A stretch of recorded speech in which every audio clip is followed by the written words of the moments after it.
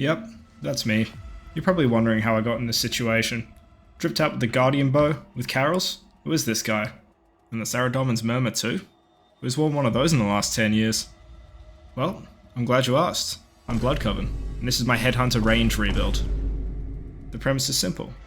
I've locked my range gear and other useful items from my account behind a series of challenges that increase in difficulty as the stages progress. I clear a stage consisting of 3 difficult boss fight challenges, I remove some of the restrictions from my account, and then up the difficulty for the next stage of challenges.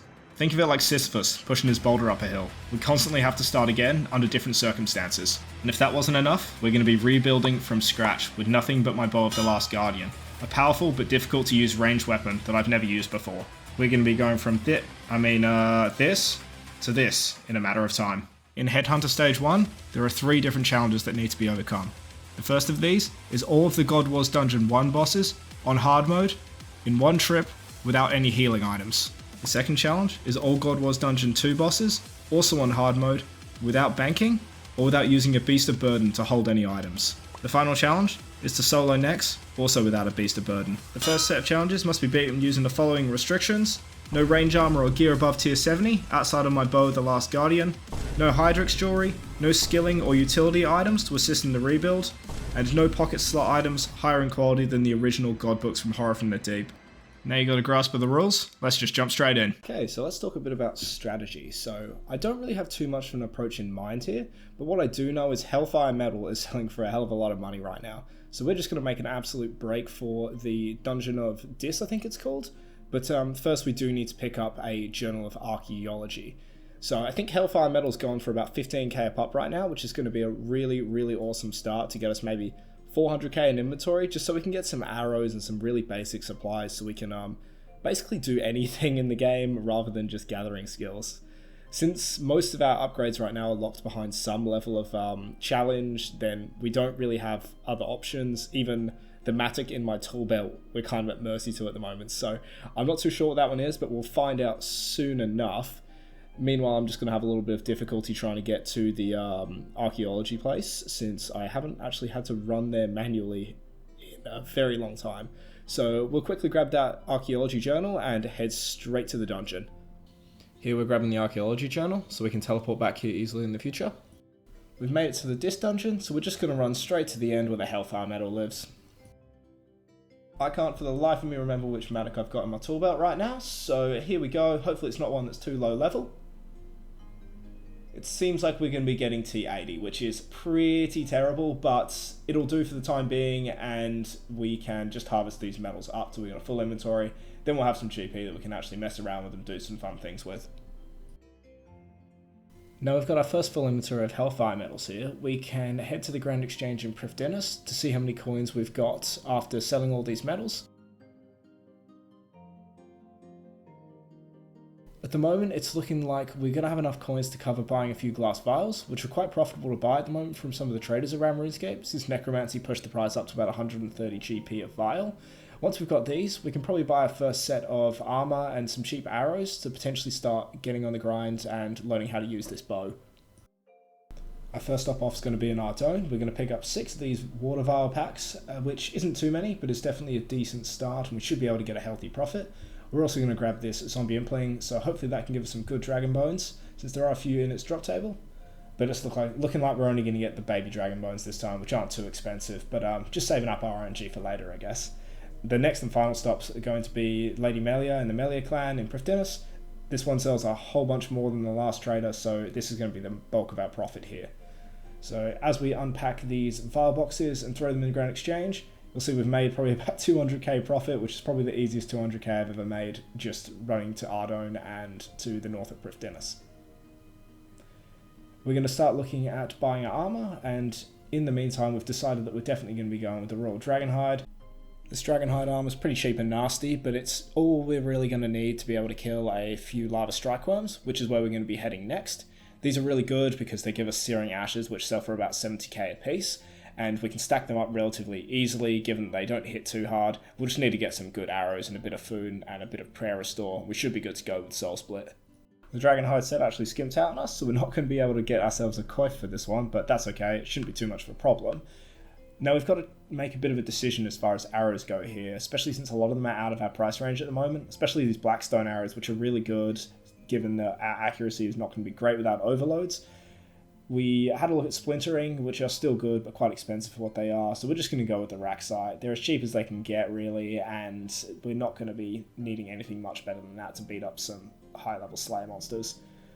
At the moment, we can't afford overloads. We're going for extreme rain potions. They're okay, but it'll just keep us going till we can get something better and something a bit more expensive. And all the rest is just going to be the general Slayer stuff. Enchanted Note Paper, Prayer Restore, all the usuals. Now we've got our basic gear upgrades. We're going to be grabbing a couple of free items from around RuneScape. The first of those is going to be Taramwin Quiver for the prayer bonus. +6 prayer bonus is sick, and it's a free upgrade if you've done your Taramwin Elite sets. I'm going to use my God Gamer privilege to pick that one up now for free, and this is going to be our best in slot until we can pick up the Pernix Quiver much later down the track. Next we're heading out to Uza to grab the Desert Amulet 4, using my God Gamer privilege to pick up one of them for free as well. And the final one's going to be the Range Cape for the back criminal bolt procs on Hydrix bolts later on. This is a tough decision to make whether or not I want the 99 or the 120 cape, but I'm going to be cheap in this instance and just get the 99 for now and screw the Fashionscape for a bit. Just grabbing a couple of sharks because my smooth brain forgot that we're going to need food for when we go out to the strike worms. Next on the list of distractions before we jump into the combat is going to be player-owned ports. This is a really good opportunity to pick up some passive income since the Ancient Bones and the Chi earned from this sell for quite a lot of money when made into Ceasing Hoods and relevant scrimshaws. I want to get a head start on this and start turning over these trade goods as soon as possible, which shouldn't be too difficult given that I have quite a good crew and a good boat set up already.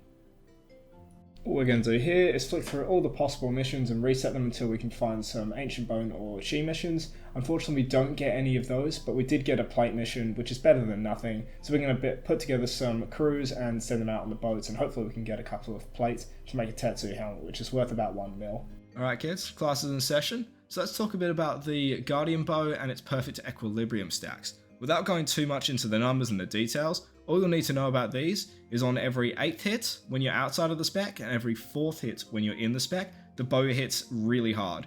So what we need to do is make sure we're landing our most powerful abilities on the 8th and the 4th hits respectively, which becomes tricky to do, and you'll see me having a really bad time doing on these strike ones where we got bad accuracy.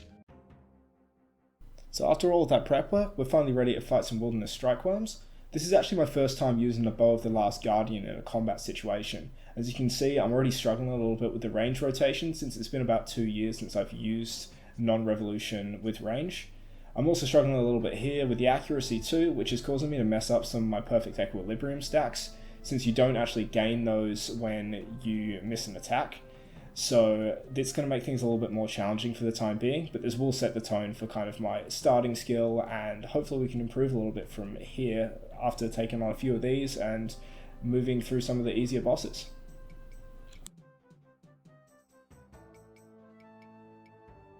So here's the first rare drop of the challenge. It's not a worm scalp, it's just a Fremenic armor patch, which is basically useless and completely worthless, but we'll use that as motivation to keep seeing if we can get something good. Here we're coming to the last kill of our first Wilderness Strikeworms trip. We've learned a lot in this trip, but I think we've still got a long ways to go. Most of you bow and range experts are probably bleeding from the eyes at some of my range rotations here, but I can assure you I'm going to get better. We're just getting started.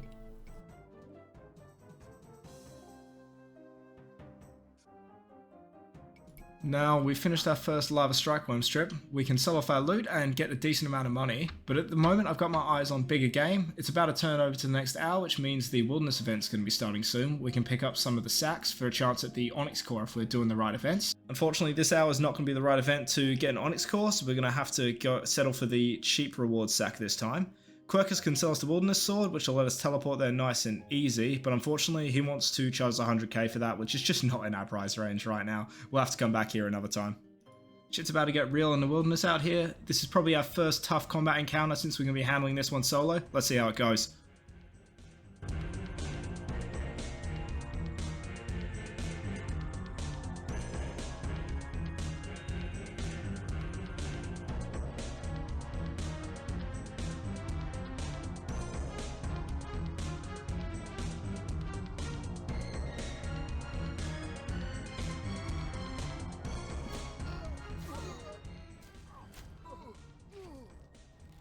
Oh, shark, it's gonna be close. It's gonna be very close.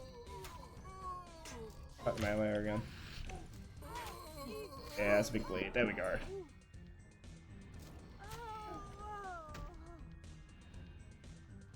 Two more.